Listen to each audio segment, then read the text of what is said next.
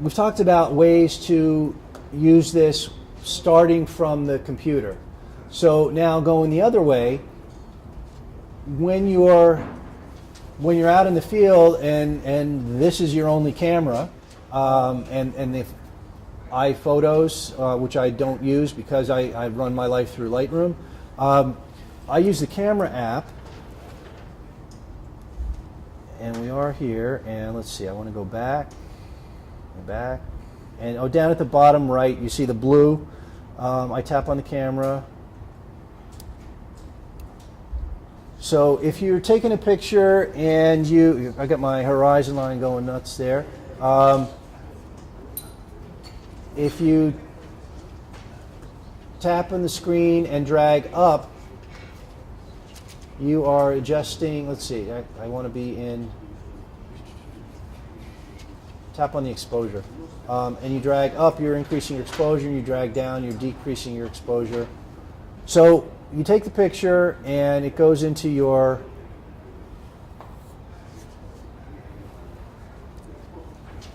camera roll.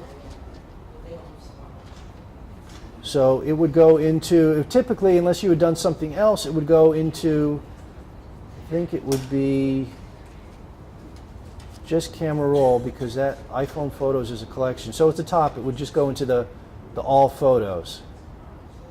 Your photos are segmented by date if you want, or it could be flat, or you could go in and you could filter for certain things, how you want to find them, organized by no filters or flagged or picked or whatever. I'm going to turn that off, and I'm going to go back. The other thing that you can do is you can create a collection and drag images from your camera roll into that collection, or you can just start shooting into a new collection. So right now we can create a collection. They changed the wording on it. They call them albums now. That's a fairly new thing going back to October, I think. If you hit the plus, I'll do create album, and we'll call it PPGNY. We'll say OK. And you can do, OK. You got to go if you can see this thing, second one down here, enable auto add. That's like making it a targeted collection. And so we're going to enable, it says from now on, new photos in your camera roll will be added to this album. So we enable it so that if I take a picture now, we should be able to go back and go into the collection called PPGNY. And there it is. Auto import. And then again, if you wanted to edit it or review it here, you could do it. If you want to edit, we tap into that, and maybe we just want to play with the exposure a little bit, you go to light.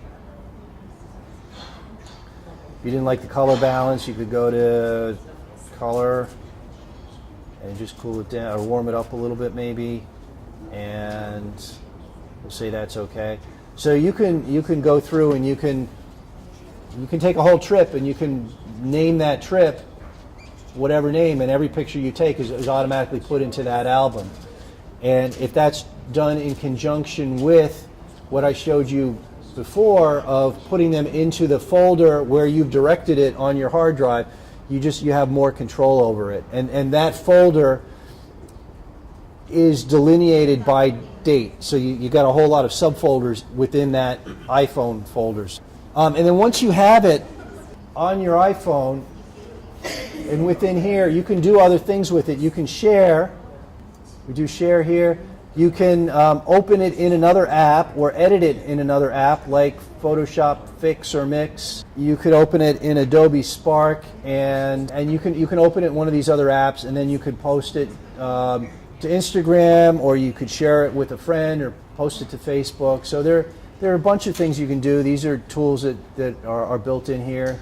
Liquify or Photoshop Fix or Photoshop. These are both Fix. There's also Photoshop Mix. If you take it into Adobe Spark, you can create a graphic for an upload, and